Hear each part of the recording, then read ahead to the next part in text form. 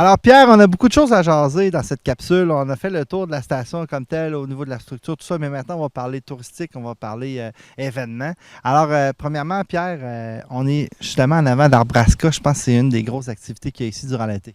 Oui, absolument. Arbrasca-du-Chêne, c'est un des gros endroits pour vraiment avoir un tourisme un peu plus extrême, un peu plus un tourisme d'aventure. Donc ici, on va avoir 6 parcours. Donc ça commence à 7 ans jusqu'à 77 ans et plus. Puis on va y aller vraiment de façon progressive dans le parcours pour Arbrasca-du-Chêne. Donc c'est vraiment des plateformes, des modules de jeu, autant statiques que mobiles, dans les arbres pour un total de 86 jeux. Okay. Puis ça, ben, les gens, la première crainte qu'ils ont, c'est dangereux. Est-ce que c'est peurant? Comment? Bien, c'est 100% sécuritaire, premièrement. Nous, on explique vraiment aux gens comment mettre les harnais au début, comment mousquetonner aussi. Donc, on va vraiment mettre les mousquetons d'une façon sur les câbles. C'est des câbles de vie excessivement sécuritaires. Là. Tout est très sécuritaire et c'est très facile d'avoir beaucoup, beaucoup de plaisir dans ces parcours-là de façon sécuritaire. Puis, c'est ça, on le voit, on est en plein milieu de la semaine, en plein milieu du mois de juillet, il y a beaucoup de monde. Oui, c'est quelque chose que... Là, on tombe dans la haute saison présentement, donc les gens tombent en vacances un peu plus, donc on a de plus en plus de gens là, qui vont venir faire le parcours. Et à partir du 20 août, on a aussi un parcours de nuit. Donc les gens vont venir faire le parcours de soir avec des lampes frontales. Donc c'est vraiment des belles activités à faire là, n'importe quand dans la journée, en famille ou en couple. Des fois, c'est vraiment... On peut venir comme on veut.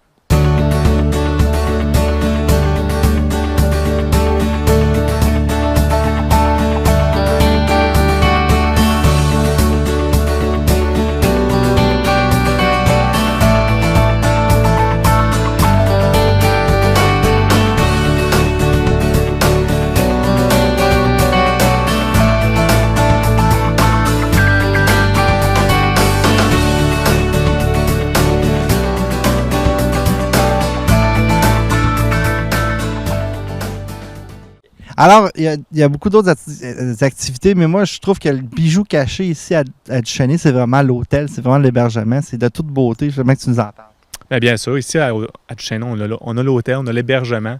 En fait, on a plusieurs pôles. On parlait de la forêt tout à l'heure, on a aussi le lac, on a aussi l'hébergement, le côté villégiature ici. Donc, on va avoir l'auberge.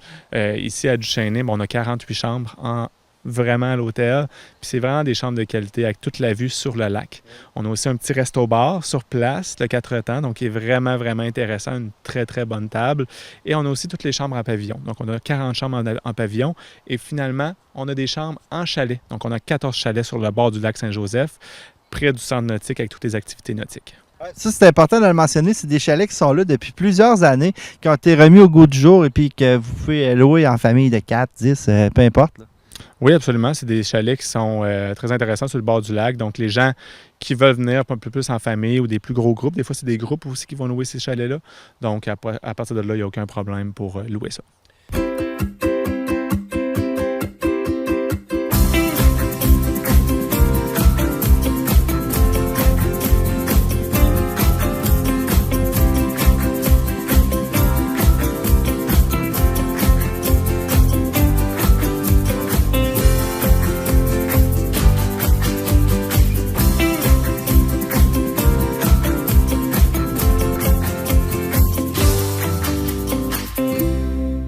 C'est sûr que quand on parle du Chêné, la réputation, c'est beaucoup faite sur le ski de fond et la randonnée pédestre. Ça existe encore? Absolument. Donc, on a la randonnée pédestre. Ici, on a une cinquantaine de kilomètres de sentiers.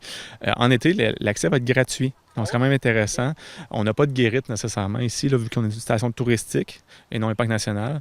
Donc, l'accès va être gratuit en été. Par contre, ça va être payant en hiver. On a aussi un des meilleurs skis de fond, des plus beaux skis de fond, centre de ski de fond là, à Québec. Donc, ici, l'endroit est vraiment là, exceptionnel pour venir faire du ski de fond. Puis j'ai vu à l'entrée, vous avez aussi ce qu'on appelle du Segway. Je connaissais pas ça. C'est quand même une activité intéressante aussi. Là. Absolument. On est là, seul endroit qu'on va faire du Segway vraiment en forêt. Ouais. Donc, on a un sentier adapté pour faire du Segway. Et nos Segways aussi sont un peu plus adaptés pour aller en forêt. Donc, on a des plus grosses roues, des plus gros crampons. Puis, les guides vont faire une petite initiation là, ici à côté pour s'assurer que les gens comprennent bien qu'est-ce que le Segway, le gyropode finalement. Ouais. Et ensuite, on va se diriger vers le sentier du lac Jaune qui est vraiment adapté pour ça. On va faire une belle petite randonnée en Segway. C'est intéressant parce que c'est... pour les gens, des fois, qui sont un peu en moins bonne forme physique, bien, ça demande un peu moins d'exercice pour faire le 5 km du lac Jaune. Donc, c'est super intéressant, mais même les gens qui sont en forme, ils apprécient d'autant plus le Segway parce que c'est un nouveau type de véhicules sur lesquels se déplacer en forêt. Tantôt, ton bureau est dans un grand chalet de location. Je pense que les gens, ils peuvent, quand ils arrivent, ils sont là, ils sont accueillis, ils peuvent. Dans le fond, tout se fait là.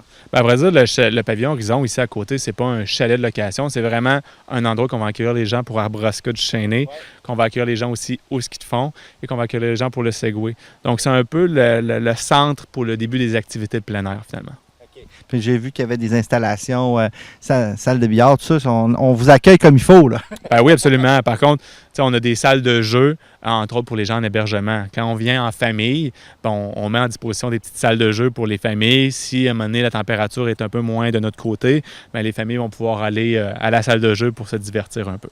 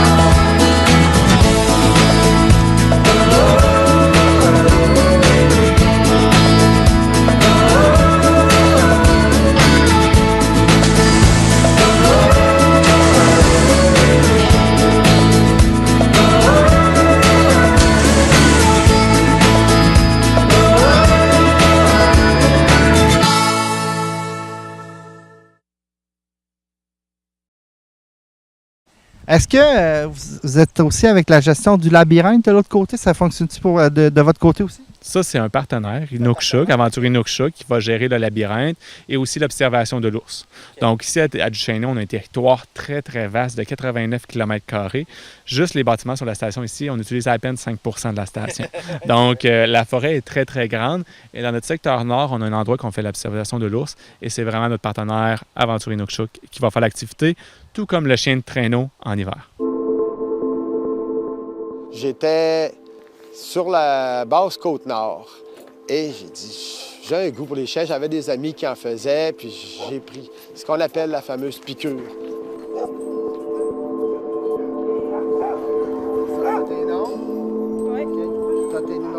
Ce qui vient nous chercher, c'est l'excitation. Au départ, les chiens, ils veulent sortir, ils veulent courir. C'est l'excitation, c'est ouais, ça jappe, ça jappe, ça jappe, tu t'entends pas parler. Puis une fois que tu es parti, que tu as tout lâché ça, c'est le calme total. Puis toi, tu te promènes dans des sentiers forestiers, tu entends tout simplement glisser tes patins sur la neige. Tu as une tranquillité. C'est comme je dirais, il faut le vivre pour le comprendre. Fait qu'effectivement, c'est venu me chercher. Puis je pense que depuis ce temps-là, on arrive pratiquement sur notre 20e année. L'an prochain, ça va faire 20 ans qu'Aventure Inukshuk existe. Puis c'est de faire connaître notre passion aux gens, c'est ce qu'ils amènent. On accueille nos participants ici à l'office. Ensuite de ça, on les emmène directement au chenil. Là, ils sont repartis. Ils rencontrent leurs guides respectifs. Et on est parti pour des balades. On peut avoir des activités qui vont aller de 1h30 à 3 heures, une journée. On peut aller jusqu'à 2-3 jours aussi en forêt, dépendamment.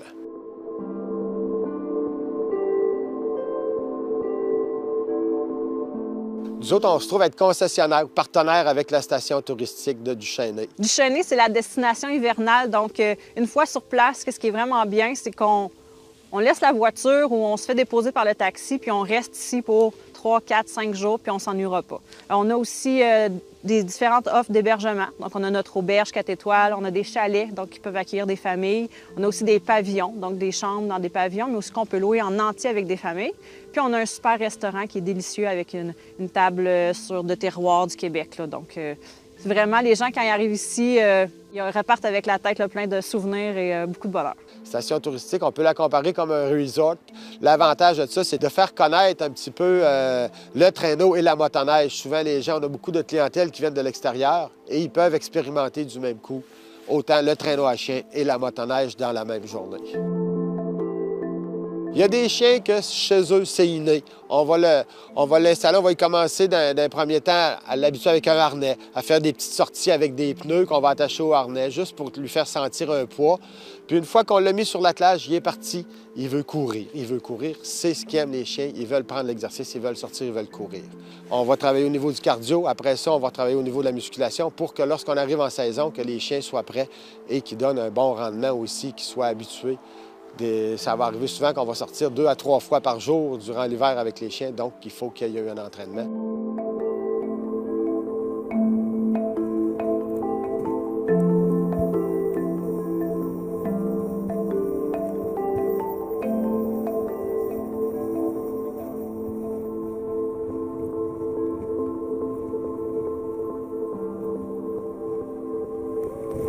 Yes! Ouais.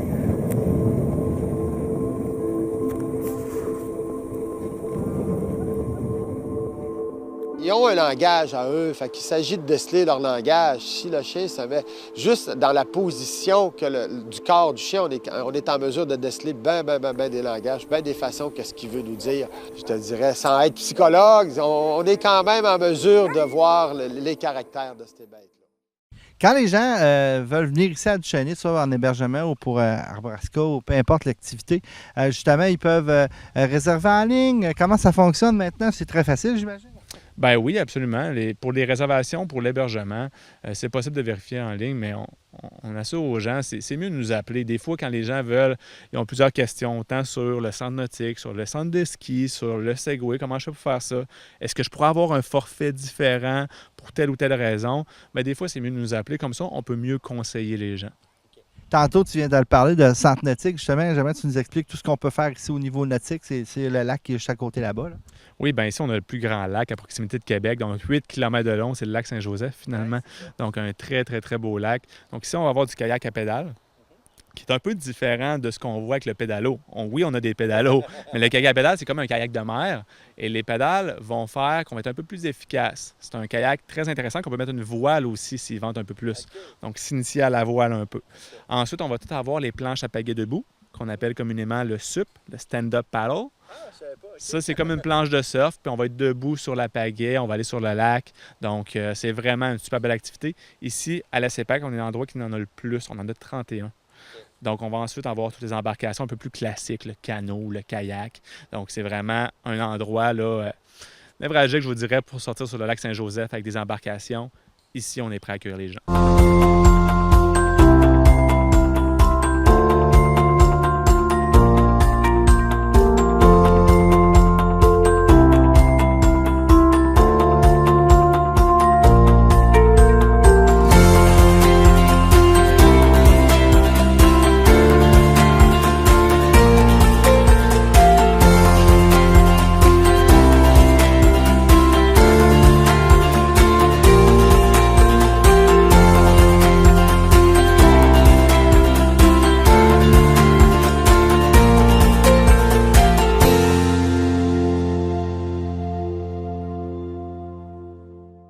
Quand les gens ils prennent leur hébergement, bien ça, c'est des activités qui sont offertes en surplus. Comment ça fonctionne? Y a-t-il des forfaits ou... Les gens ils peuvent prendre un forfait tout inclus pour le séjour. Donc, ils ont un bracelet, ils ont accès à la plage, ils ont accès aux embarcations nautiques, ils ont accès aux activités guidées aussi. Donc, mais si les gens veulent juste venir passer une nuit ici, repartir le lendemain matin, il y a aussi juste des tarifs pour la chambre sans avoir le tout inclus.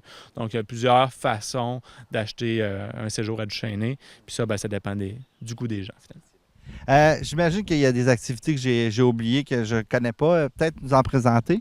Bien sûr. Bon, ici, on a des activités corporatives et scolaires aussi beaucoup.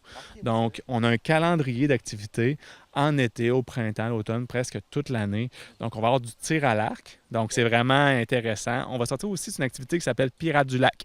On sort dans les Rabasca, puis on a un pirate sur place, il faut trouver le trésor. Donc, souvent, les enfants raffolent de ce type d'activité-là. On a des activités comme Bûcheron Academy, comment devenir un vrai bûcheron dans l'âme avec des groupes corporatifs, faire du team building qu'on appelle.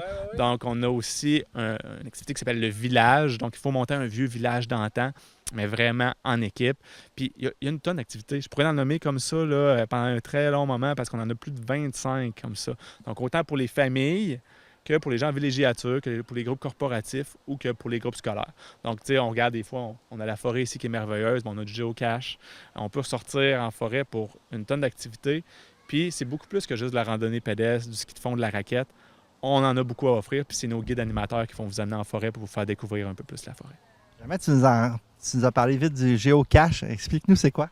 Bien, géocache, finalement, c'est des balises qu'on a en forêt qu'il faut trouver des indices une fois qu'on trouve la balise. Donc, on prend un GPS qui a déjà des balises enregistrées et une fois qu'on trouve le point géocache 1, on arrive sur place et on a, mettons, une petite trace d'animal. Donc, il faut trouver l'indice pour savoir c'est quoi cet animal-là. Et ensuite, que ce soit en adulte ou en famille, parce qu'on a un petit géocache pour les plus jeunes et un grand géocache pour les plus vieux, qui est beaucoup plus difficile. Et ensuite, bien, les gens, ils vont revenir nous voir avec leurs réponses. On va pouvoir leur dire pourquoi c'est pas la bonne réponse ou pourquoi c'est la bonne réponse. Mettons, s'il y a une photo d'un crâne d'ours et d'un crâne de coyote, on va leur dire « Ah, ben ça, vous avez raison, c'est le crâne de coyote à cause que les dents sont comme ça, le crâne est un peu plus allongé. Tandis que lui, ben vous avez raison parce que c'est le crâne d'ours. » Mais à chaque point dans le géocache, les gens vont pouvoir donner des réponses et en apprendre un peu plus davantage sur la nature. C'est le fun de voir qu'on se sert beaucoup de la nouvelle technologie maintenant pour combiner des activités de plein air. Oui, absolument. Puis, écoutez, on a aussi des activités autonomes. Donc, les gens, ils prennent un dépliant à l'auberge et ensuite, ils font un certain sentier. Puis, il faut qu'ils trouvent des indices sur le sentier pour bien répondre, que ce soit en famille ou entre adultes.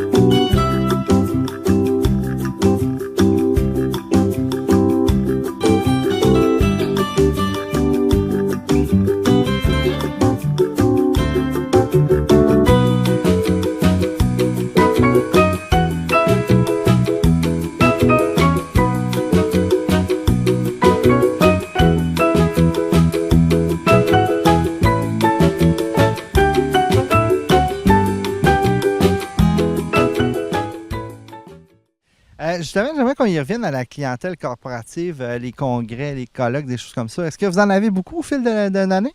Absolument. C'est une grosse partie de notre clientèle, la clientèle corporative, parce qu'ici, il y a beaucoup de salles de réunion. On fait aussi beaucoup de mariages sur place. Donc, on a beaucoup de mariages au courant de l'été. D'ailleurs, il y en a aujourd'hui. Mais c'est vraiment, on a beaucoup de salles de réunion. Puis c'est un endroit parfait pour les gens qui viennent en corporatif. Pourquoi? Parce que, ben oui, c'est possible d'avoir des réunions et tout, d'avoir un petit colloque.